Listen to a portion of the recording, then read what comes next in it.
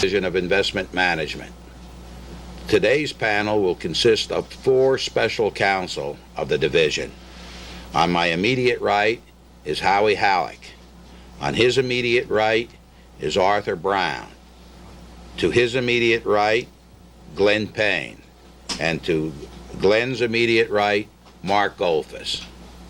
Today's panel will be discussing some of the most important parts of the Investment Company Act. Really, I think, the heart of the Investment Company Act. Affiliated persons, interested persons, board restrictions, and advisory agreements. Later today, we will be talking about principal transactions, insider transactions, joint transactions, agency transactions, and underwriting. Really, this I think will be probably the most important part of the course from the standpoint of those who do inspections. So without further ado, I turn it over to Art Brown. Art, is Art? Yeah. First of all, so that nobody will be confused, I am not Art Brown. My name is Glenn Payne, and I'd like to talk to you about Section 2A3 of the Investment Company Act, the section that defines affiliated person. Sid referred to the sections that we're going to be discussing today as the heart of the Investment Company Act. If these sections are the heart of the Act, then that heart is dependent in many respects on Section 2A3. Because as you will see, in order for a transaction to fall under Section 17, Section 10F, and also the definition of interested persons in important respects, we have to first find an affiliated person relationship. So when we look at Section 2A3, we find 6 types of relationships that will constitute a person an affiliated person of another person. And by use of various charts, I'd like to go through and talk about all 6 relationships. If I could have the first slide, please. The first relationship that will constitute an affiliated relationship is any person directly or indirectly owning, controlling, or holding with power to vote 5% or more of the outstanding voting securities of another person. The top line of the chart. Now this is a person who is referred to as an upstream affiliate. That is to say, he owns securities of another person. Now, the converse of this also will deem a person to be an affiliated person. That is to say, any person 5% or more of whose outstanding voting securities are directly or indirectly owned, controlled, or held with the power to vote by such other person is also an affiliated person. Now, this relationship is what is termed a downstream or a portfolio affiliate relationship. I think you can see this best, again, if I can refer to the first line of the chart. You'll see the arrow goes both ways. That is, the 5% owner is an affiliate of the investment company because the investment company holds 5% of the shares. Also, we have an investment company constituting an affiliated relationship.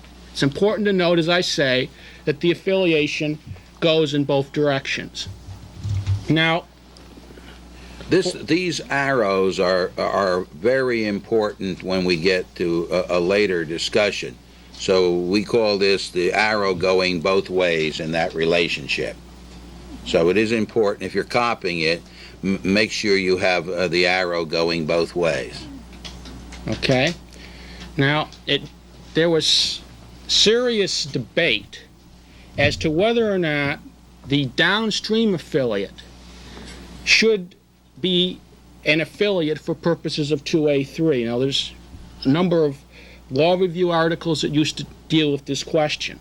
However, as will be covered later, we recently have amended Rule 17A6 of the 1940 Act to try and take out from under the application procedure the need to file applications to deal with downstream affiliate situations. So I think the debate that we've had as to whether or not downstream affiliates should be affiliated transactions will not be as great as it has been in the past. Could I have the second slide? Just a second, please.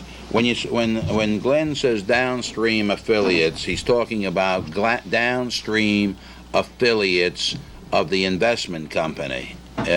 It would be, with respect to 17, if an affiliated person of the an upstream affiliated person of the investment advisor happened to hold shares jointly with the fund of a downstream affiliate, the exception or the exemption from 17 would not be applicable, right? Thank you for making that point. What I meant to indicate is in terms of the debate was whether or not downstream affiliates of investment companies, the portfolio affiliate, maybe that's the best way to keep this in mind, whether or not the portfolio affiliate relationships should be covered by 2A3.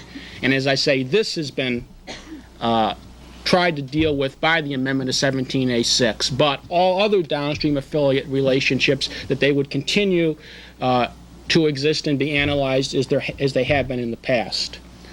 Okay. The third type of relationship that will give rise to an affiliated person relationship is demonstrated in our second slide, and that is any person directly or indirectly controlling, controlled by, or under common control with such other person. Now, it's important to note that there are, as I say, three tests here. First of all, a person controlling another person is an affiliate of that person.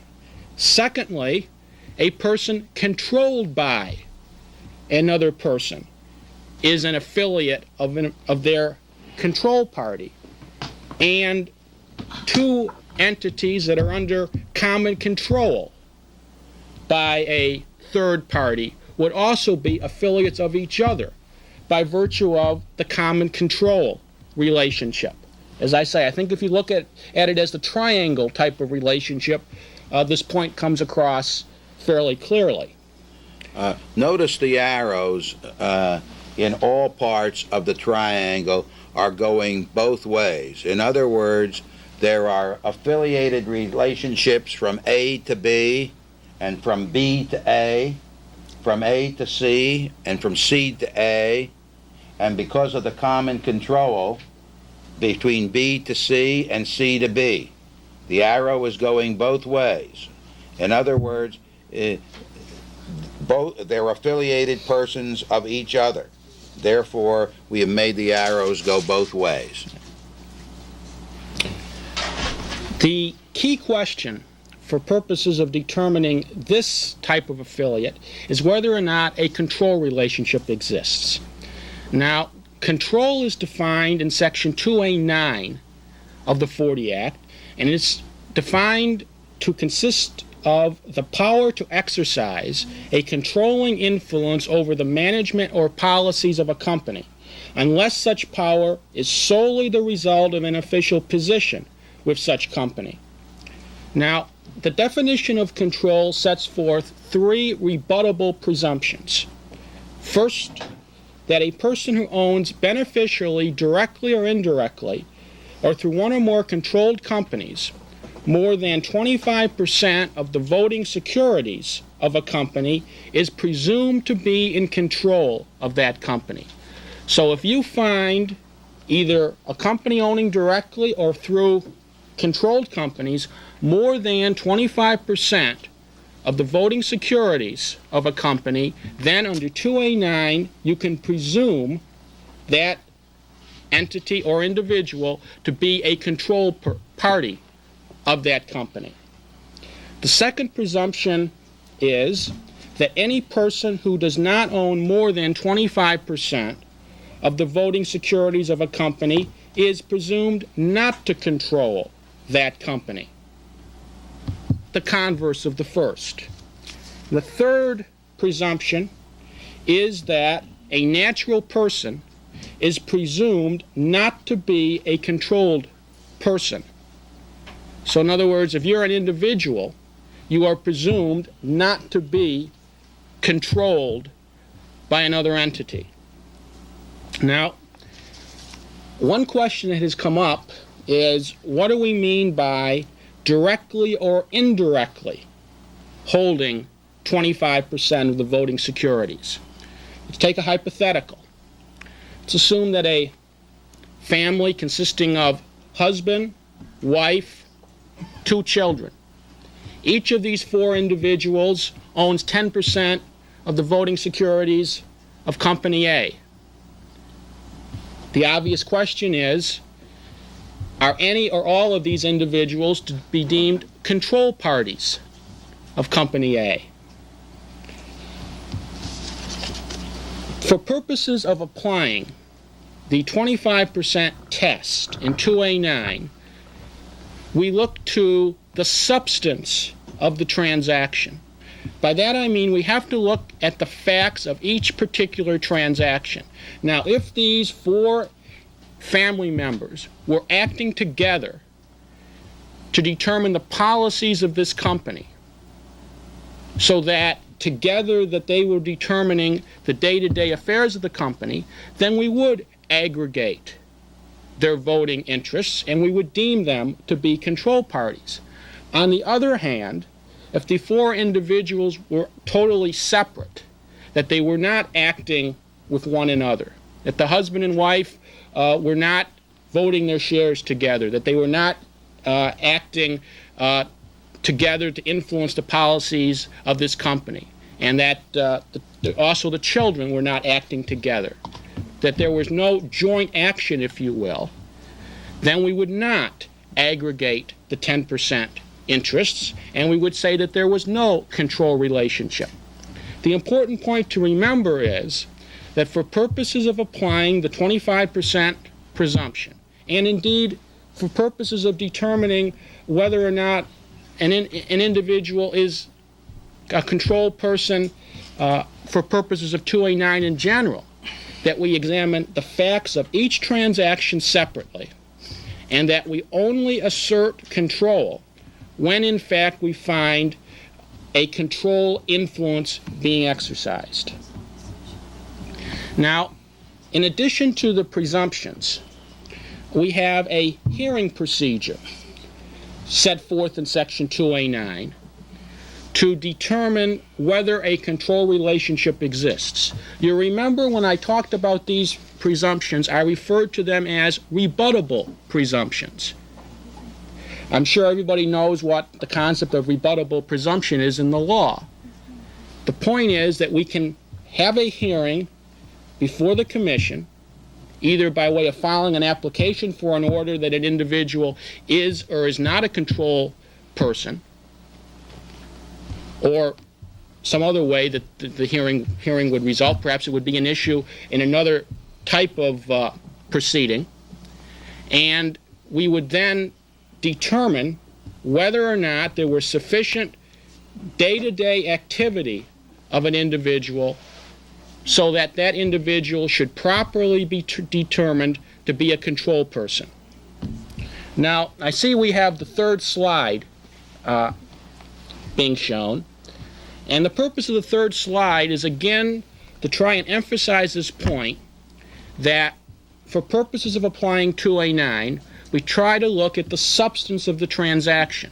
And if we have multiple levels of control, that is, investment company A controls company B, which in turn controls C, D, all the way down the line, then because company A, by virtue of controlling company B, can be deemed to control company D, we would deem Company A to be a control party of Company D.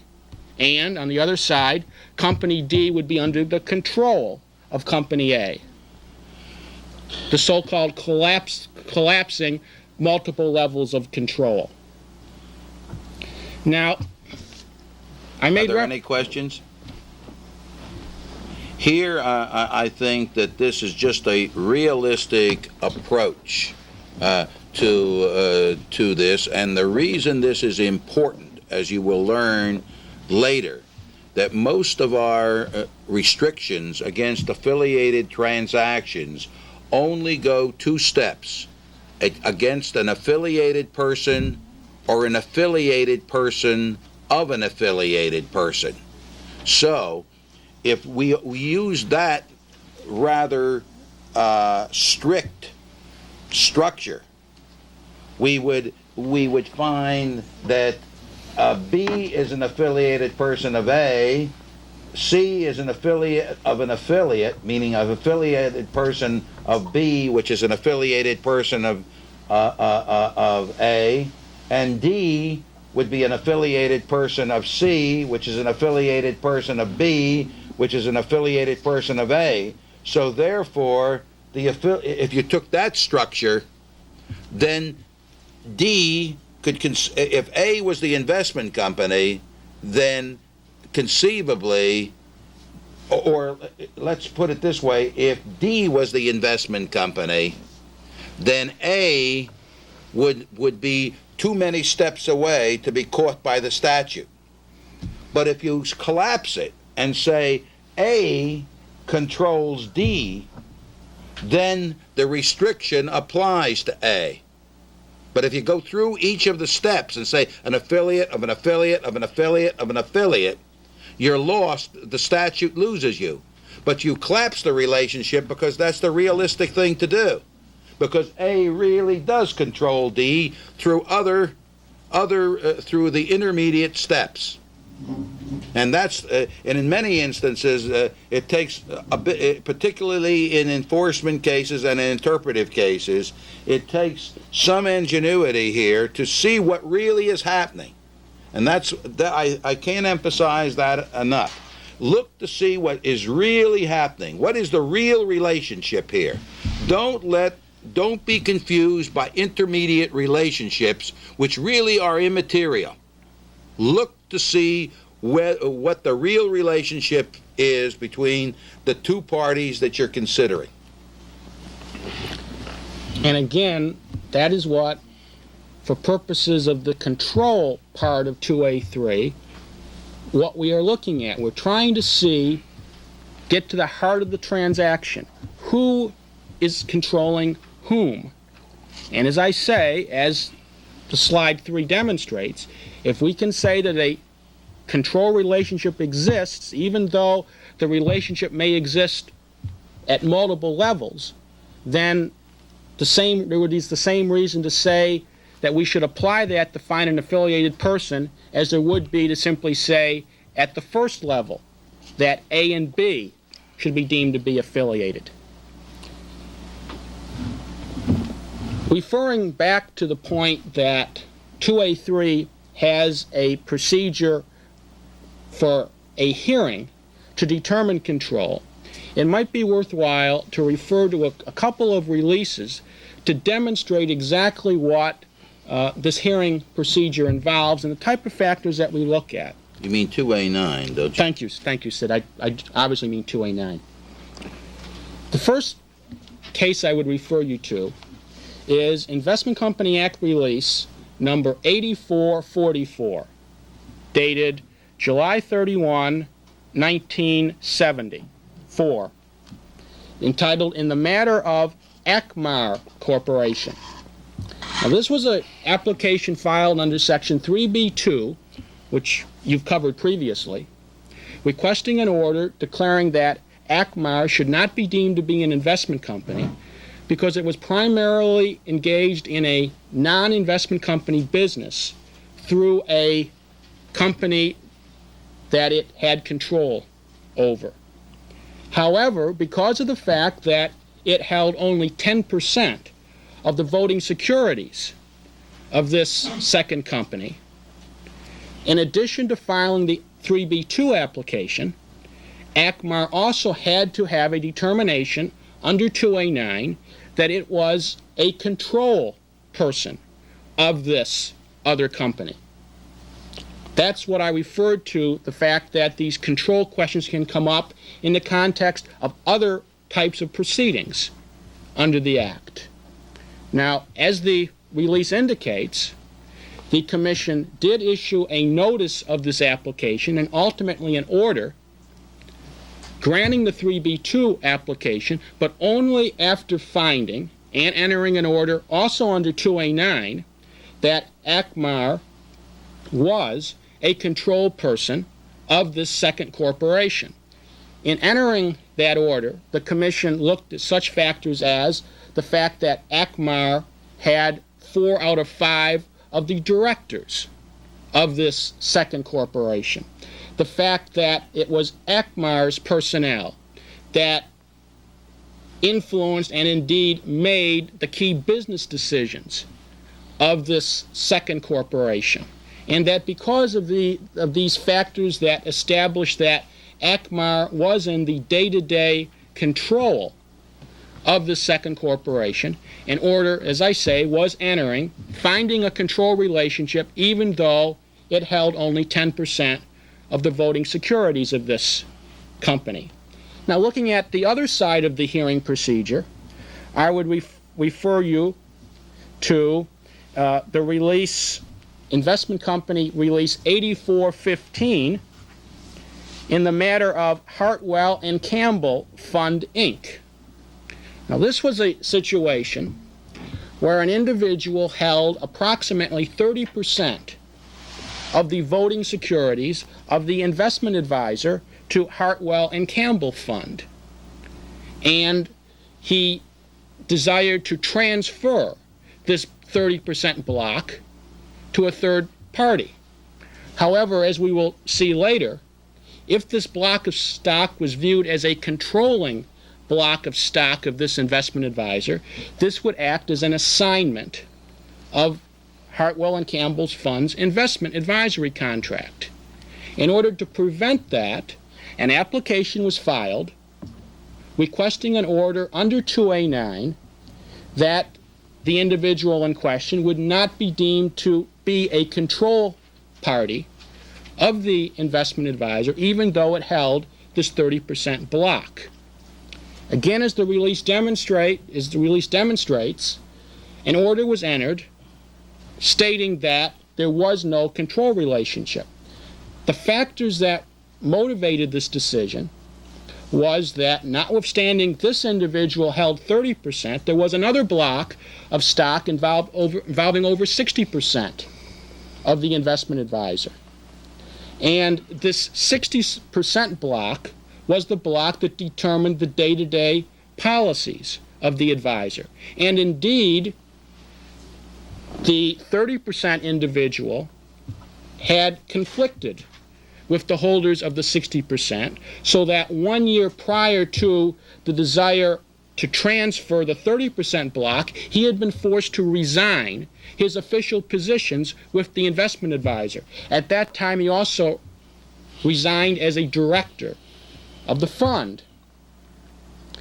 Given the fact that this individual, notwithstanding holding 30% of the voting securities, was not determining on a day-to-day basis the business decisions of the investment advisor, and indeed had no role in making the decisions, the Commission, and as I say, entered an order finding a lack of a control relationship, and therefore the transfer of the block went forward without constituting an assignment of the advisory contract. The two cases that Glenn has related illustrate that the presumption can be rebutted by the facts.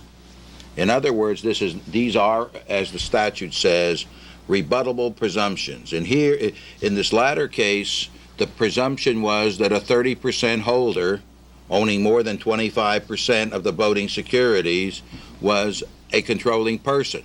However, the facts proved that he wasn't, and therefore the commission entered an order. Now, Glenn has spent a considerable amount of time on the order process. The commission, in its enforcement effort, does not go through the order process. In other words, when the commission determines in its enforcement arm that a person is in control, if that is an issue, they allow the courts to determine that issue rather than hold an administrative hearing. If they held an administrative hearing and issued an order that was appealable, you may never get to the enforcement case, because as you know, appeals take a long time, and if you have the need for an injunction, for example, and you're going to use time through the administrative process to take the first step, and that step is appealable, and somebody is robbing the fund, so to speak, he has plenty of time to do it before you'd ever get into court. So, as a matter of necessity, we have gone directly to court without orders with respect to control. And if there is an issue, we allow the court to decide that issue in the context of the whole case. Let me add one more point, that the Commission has stated before, and it restated in the release adopting Rule 17A6, that a person can't rely on a presumption of control when in fact he does have control. In other words, if he has 20% of his securities but knows that he has the largest block and the other indicia of control, he can't rely on that presumption to claim that certain transactions were proper. You indicated relying on presumption of control. You meant lack of control, didn't you? Right, the presumption that he doesn't have control if he has under 25%. The commission in a recent case, the Stedman case, for example, made a finding that an investment advisor is a controlling an investment advisor that is a manager is a controlling person of an investment company, in spite of the 2A9, which says people who are persons who make day-to-day decisions are not, through their official positions, are not necessarily in control. In other words, the fact that a person is a president of a company is not to be taken as a presumptive control. Now, the president may be in control. The president may be a tool of somebody else that is in control, and therefore he is not the controlling person. He's an affiliated person from another, because he's an officer of the company, but he's not. But he may or may not be a controlling person. The same as a director, or a manager, or an investment, a person that is calling the shots as an employee of the investment advisor, may be in a very limited capacity, attending to the daily decisions through his official capacity, but that is not to say he is a controlling person. He may be, but you have to use other evidence to show that he's a controlling person. But in the one case, with respect to official capacity, the commission found that an investment advisor that is managing the company is a controlling person. This was a very, now that case is on appeal, but assuming that is not disturbed, I think that's a very significant finding by the commission. That's the Stedman case. Can I just supplement what Sidney said for just 1 second? The commission, in that footnote, and they did this in a footnote to opinion, distinguished between two types of investment advisors. One, as Sidney said, is the investment advisor that provides managerial services. And they said in those cases, it almost always controls.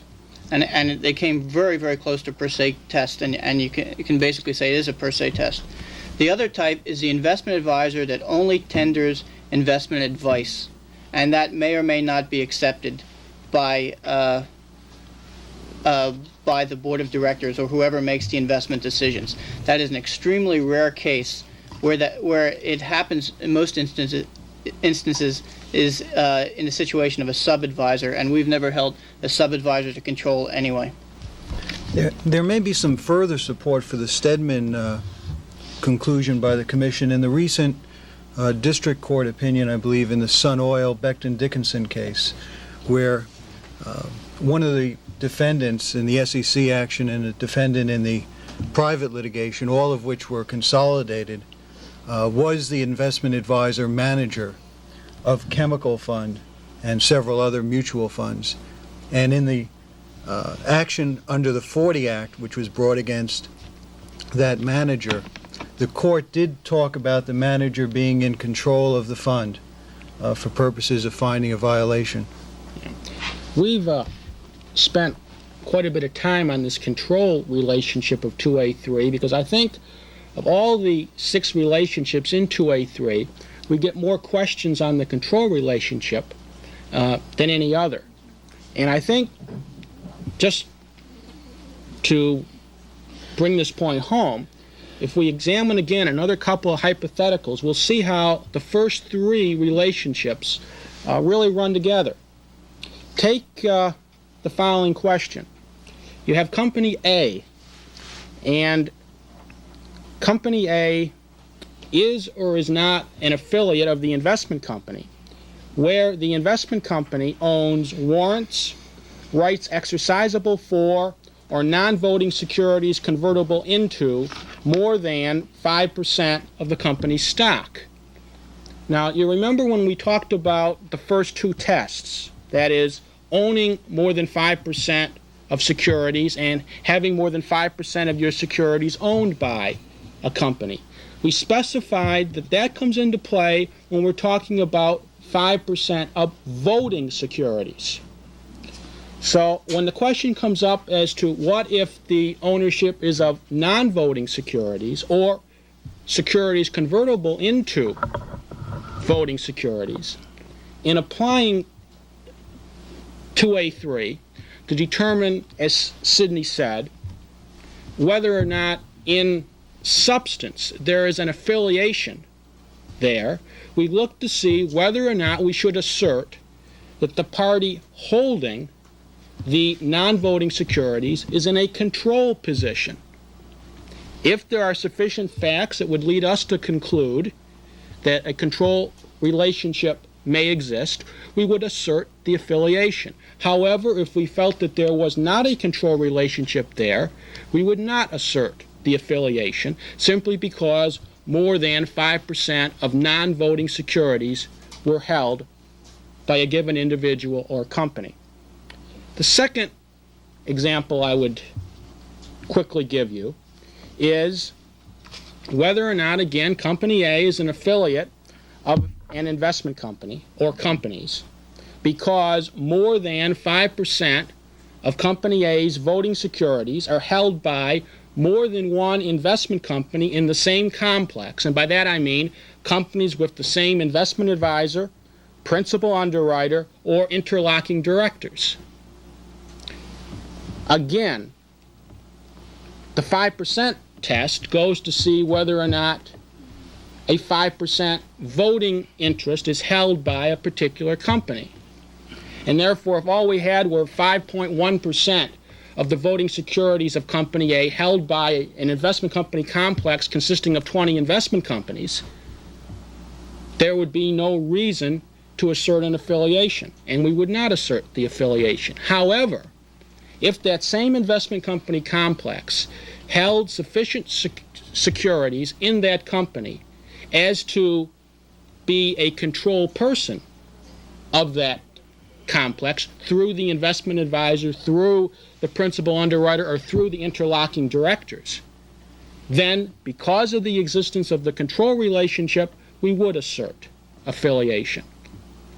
I think by, again, keeping in mind that we're looking at the substance of the transaction, that will help you analyze the first three relationships in Section 2A3. Let me give you an example of a control situation where the controlling person owned no shares, owned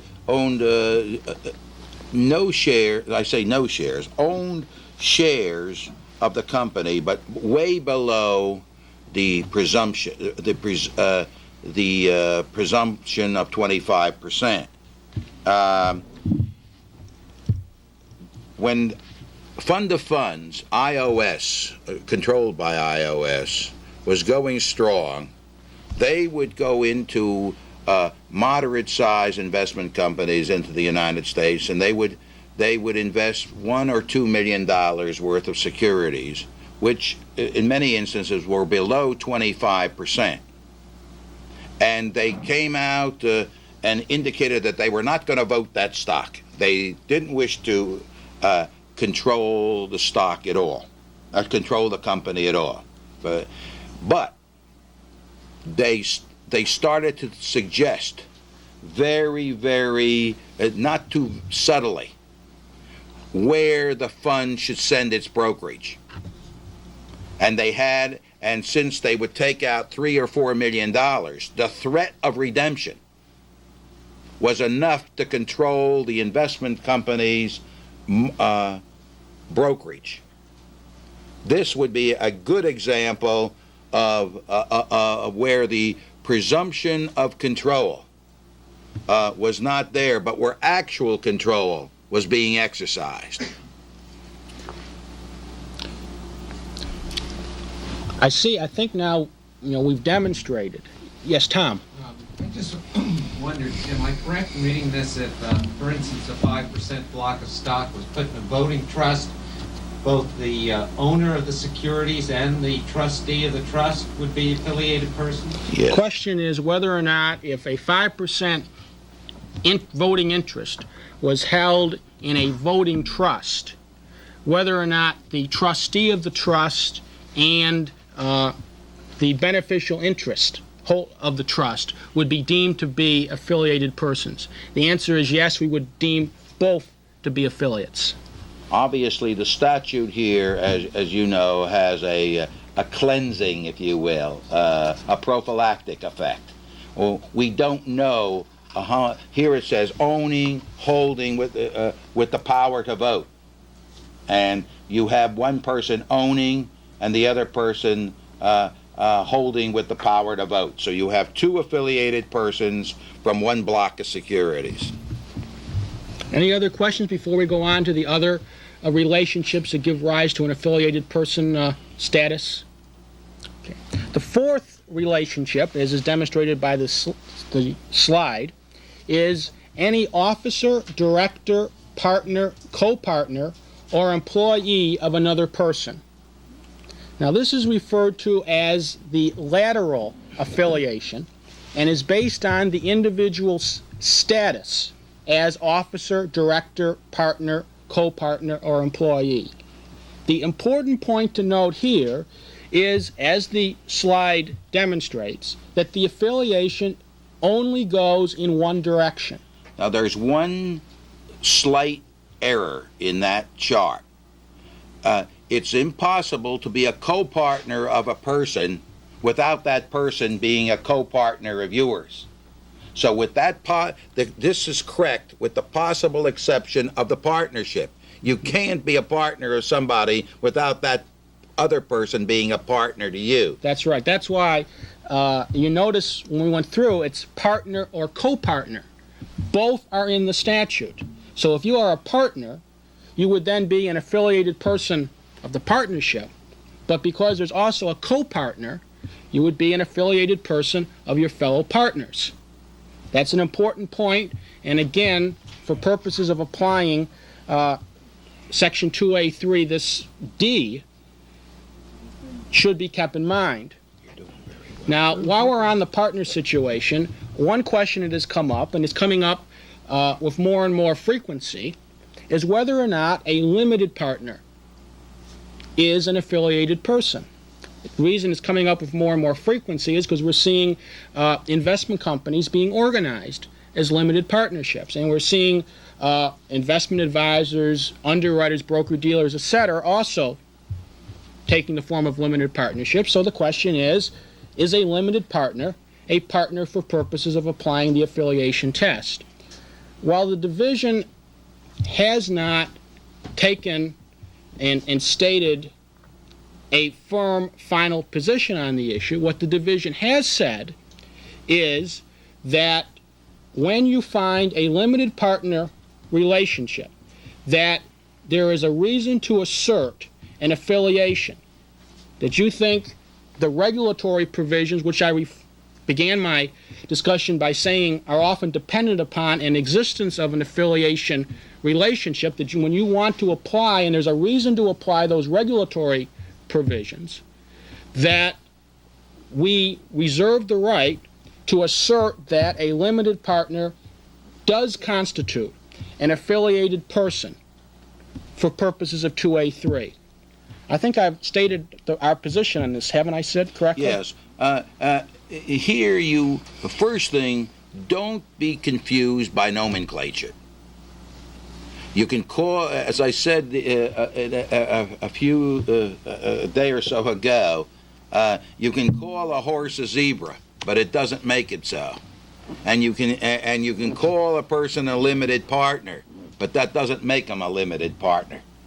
So you have to look at the facts as to in this statute, particularly this statute, don't be misled by nomenclature.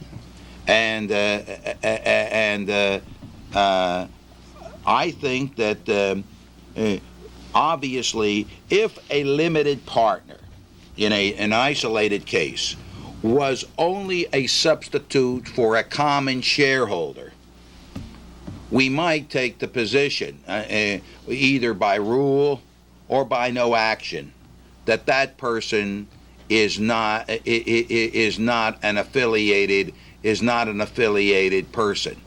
But I don't. The division hasn't come to any decision. It is making decisions on a piecemeal basis, and when enough of those no action positions and interpretive positions have gelled, then I think we'll put it in some type of a release or rule.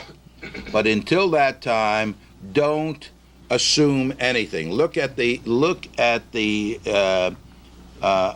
relationship as it is in your particular case, and attempt to make a decision that way. I think then, for purposes of then applying the statute today, it's fair to say that not all limited partnership relationships would make the limited partner an affiliated person automatically. But, as Sid indicates, where there is doubt as to whether or not the, quote, limited partner, unquote, is the party who is exercising what we might say the general partner's authority under partnership law, or as I say, another reason why we would want to apply the regulatory provisions of the statute to that individual, then it is possible, and the division does reserve the right to assert that the partner relationship in subsection D of 2A3 does include a limited partner. For those persons who will be making inspections, I think that before deficiency letters are sent out or enforcement recommendations are made, the person finding a limited partner situation should consult with the division, particularly the chief counsel's office of the division, or our office of compliance, preferably the office of compliance, who will then find the answer through the chief counsel's office. I think that this is a delicate enough question that it shouldn't be an interpretation of this type should not be made public until it's cleared with the division. The second issue that we have seen come up on this subpart of 2A3 is what an employee is. We have had presented factual patterns where the individual in question is claimed not to be an employee of a company, but to be what I'm sure everybody knows in the law to be an independent contractor. Now, this comes up in this most often in the situation where a broker-dealer gets research or some other ancillary services by an individual. The broker-dealer claims, this individual is not my employee. I have independently contracted with him to get these services. Therefore, he should not be deemed to be an affiliated person. Now, again, for purposes of making this decision, we look at the substance of the transaction. And if the individual in question has entered into any of the relationships with the company that can be termed an employer and employee relationship, then we would say he is an employee. He is not an independent contractor.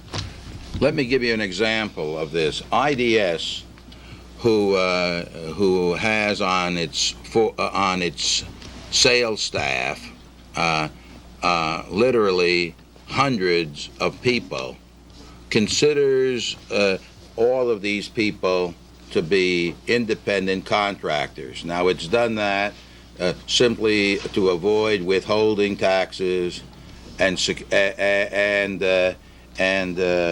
to withhold Social Security withholding. The Division of Trading and Exchanges, the predecessor of market regulation, took the position if these people weren't employees, then each one of them would have to register with the commission as broker-dealers.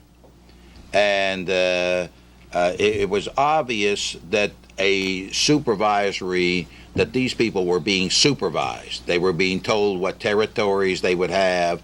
They were being trained, and there was no question that they were employees. And IDS indicated that for purposes of the 34 Act, they would be employees, but for purposes of IRS and Social Security, they would be independent contractors. I think this amply illustrates what Glenn is saying. Again, don't be fooled by nomenclature. And if you keep that in mind, look at the transaction. This is the tradition of the commission and its staff. Let's break through all of this cobwebs and see what really is the relationship. That's right. And another example of the question of, is an entity an employee? Is there an employee-employer relationship, or is there a true independent contractor relationship, can be seen by referring to the Loomis Sales Mutual Fund, Inc. decision of the Commission, and that can be found at paragraph 47-162 of CCH Federal Securities Law Reporter. This was a case, again, involving a claimed affiliate of a broker-dealer that was serving Loomis Sales Mutual Fund, which was providing research services to the broker-dealer. And the broker-dealer claimed that this individual was an independent contractor. However, as you'll see in the decision, it was found that there was an employer-employee relationship because the individual in question was participating in a pension program. And again, as I say, we look to what are the attributes of an employer and employee relationship, one of which is, obviously, if you go into the employee benefit package of a company.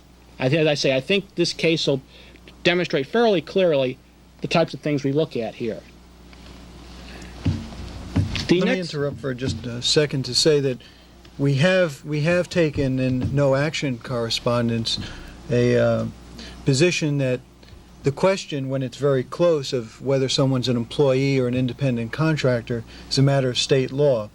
So, for example, where someone who had an economic consulting business and was consulting with a broker-dealer on a regular basis, but it was part of his general business, was considered, or we took a position that we would not take any action making that person an affiliate of the broker-dealer, so long as independent counsel opined as a matter of state law that the person was an independent contractor.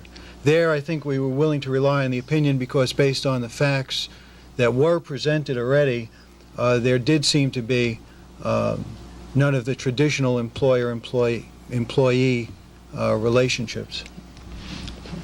Anybody have any questions on this relationship in 2A3? Now notice that the arrow goes only one way, except for partners. It means that the employee is an affiliated person of, in this case, the investment company, but it could be any corporation.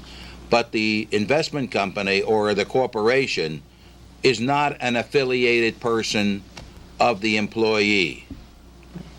Now, this will be the importance of this will come as Glenn gets on with his discussion. Okay.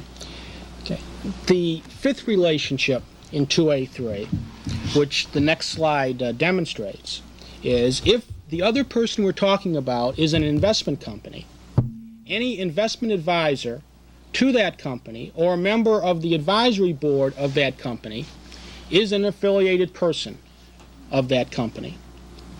Now, the question has come up, what do we mean by members of advisory boards? Very, very few investment companies have what they call advisory boards. I can't think of more than one or two. Obviously, as again you've covered earlier in the course, usually it's the board of directors of the investment company that is assigned the responsibility of running the company. We don't mean board of directors when we mean advisory board. What we mean by advisory board is a very limited number of investment companies do constitute boards of, if I could use the term, quote, experts, unquote, to give them advice as to how their companies should, for example, choose their securities, how they should structure their portfolios. And when they have these advisory boards, these boards of outside experts, even though they are not on the board of directors, the members of these boards will be deemed to be affiliated persons of the investment company. But again, note, the affiliation only goes in one direction. That is, the members of the advisory board are affiliated persons of the investment company. The investment company, on the other hand, is not an affiliated person of the advisory board member. The relationship here that comes into question most often, rather obviously, is the investment advisor. The investment advisor under this section is automatically, per se, an affiliated person of the investment company. You'll note on this chart that that arrow only goes in one direction also. However, as said and Mark commented earlier, based upon the decision that came out in the Stedman Securities Company case, and that can be found at Investment Company Act Release number 9830, came down on June 29, 1977. It is possible now to allege that an investment advisor that determines the portfolio strategy for an investment company will constitute a control relationship, and that therefore the arrow can go both ways. The investment advisor being an affiliate because of paragraph F of 2A3, the investment company an affiliate of the investment advisor because of the existence of a control relationship. This is the first decision where the Commission explicitly talked in terms of a control relationship existing because of the investment advisor investment company relationship. That then is the fifth relationship. The sixth relationship under 2A3 that will give rise to an affiliated person status is if the other person we're talking about is an unincorporated investment company without a board of directors, most often a unit investment trust, if you will, then the depositor of that unit trust or unincorporated company will be deemed to be an affiliated person of that unit trust. Now, in preparing these remarks, it was pointed out to me, strangely enough, that neither in Section 2, the definitional part of the 40 Act, or in the definitional rules that have been promulgated under the Act is the term depositor specifically defined. So if a question comes up as to whether or not a particular entity or person is a depositor, where you want to look is the forms that have been promulgated by the Commission for filing of registration statements by unincorporated investment companies. Those forms, in the unit trust situation, the Form N8B2, do contain a definition of depositor, and that's the definition that is applied by the division. Let me just interrupt there. I think the term depositor is also defined in the 1933 Act, and if you want a definition, I suggest you take a look under Section 3 there. Are there any questions on subsection 6 or any other of the subsections in 2A3? There's Reggie? a question. Yes, but I have a question.